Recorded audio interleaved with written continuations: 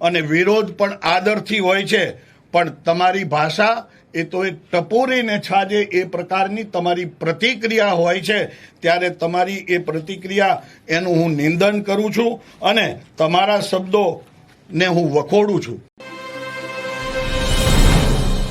તાજેતરની અંદર ધારાસભ્ય જિગ્નેશ મેવાણીજી દ્વારા દેશના યશસ્વી પ્રધાનમંત્રી, વિશ્વના સર્વાધિક લોકપ્રિય નેતા અને ગુજરાતના પનોતા પુત્ર એમના માટે ગઈકાલે એક સભામાં જે વાણી વિલાસ કર્યો છે એ ભાષા એ ગુજરાતના સંસ્કારની ભાષા ન હોઈ શકે. એ ભાષાને હું વખોડું છું, એની ટીકા કરું છું, એની નિંદા કરું છું અને લોકશાહીને ઠેસ પહોંચાડનારા એ વિચારની હું નિંદા કરું છું. આ અપમાન એ કોંગ્રેસની કાયમી નીતિ, એ પરિવારવાદની નીતિ રહી છે. ત્યારે બક્ષીપંચ સમાજમાંથી આવતા, એમાં પણ અતિ પછાત એવા નાના સમુદાયમાંથી આવતા નરેન્દ્રભાઈનું વ્યક્તિત્વ કોંગ્રેસને હજમ નથી થઈ રહ્યું. એના અનુસંધાને સમગ્ર બક્ષીપંચ સમાજનું અપમાન છે, સમગ્ર ઉત્તર ગુજરાતનું અપમાન છે અને એનાથી આગળ એક માતાનું અપમાન છે. આ ક્યારેય સહન ન કરી શકાય.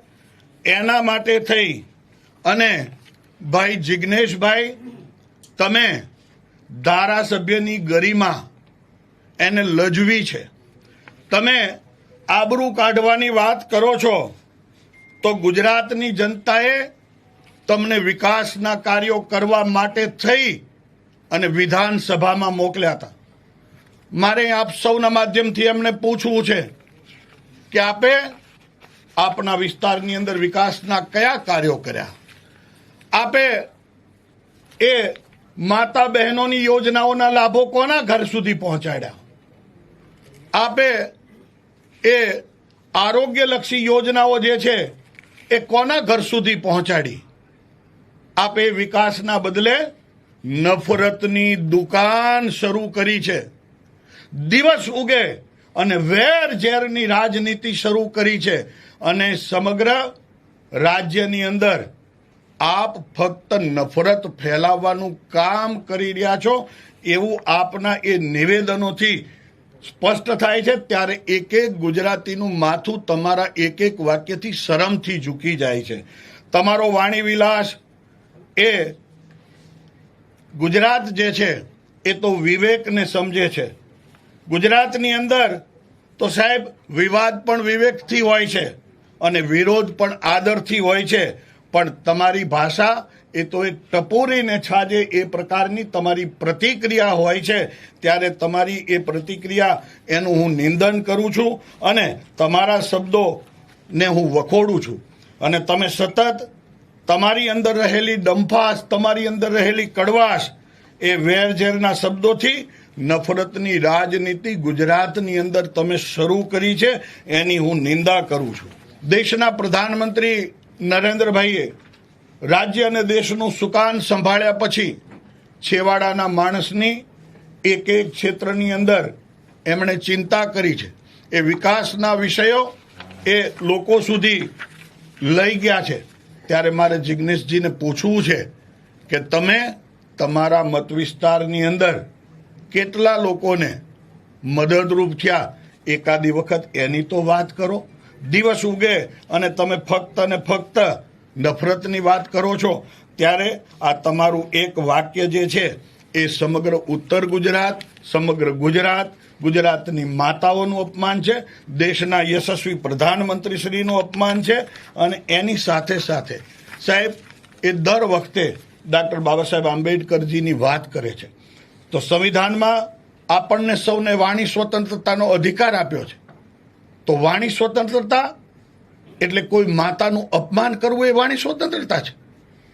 દેશના પ્રધાનમંત્રીનું અનુચિત ભાષાની અંદર વાત કરવી એ વાણી સ્વતંત્રતા છે.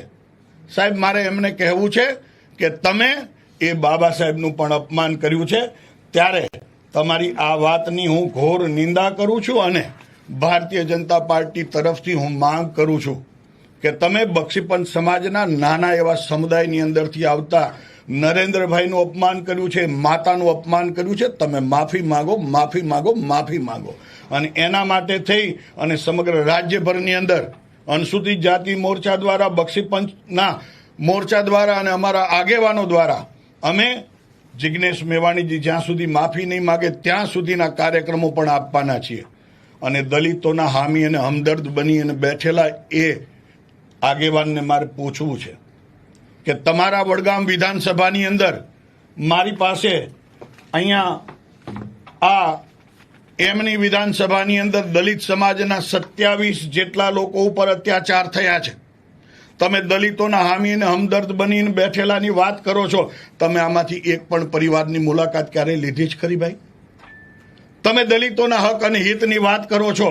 તાજેતરની અંદર એક ઓડિયો રિલીઝ થયો છે અને એ ગામ છે મજાદર, ત્યાંના રજનીકાંતભાઈ એમની સાથે વાત કરે છે તો એ એવું કહે છે કે યાર તમે સમજો ને, મારે મારી મત બેંકને સાચવવાની છે. એટલે આપ સૌના માધ્યમથી અનુસૂચિત જાતિ સમુદાયના લોકોને પણ હું કહેવા માંગુ છું કે ફક્ત નફરતની રાજનીતિ કરવાની અને મુસ્લિમ તૃષ્ટિકરણની વાત કરવાની એ એમનો મંત્ર રહ્યો છે.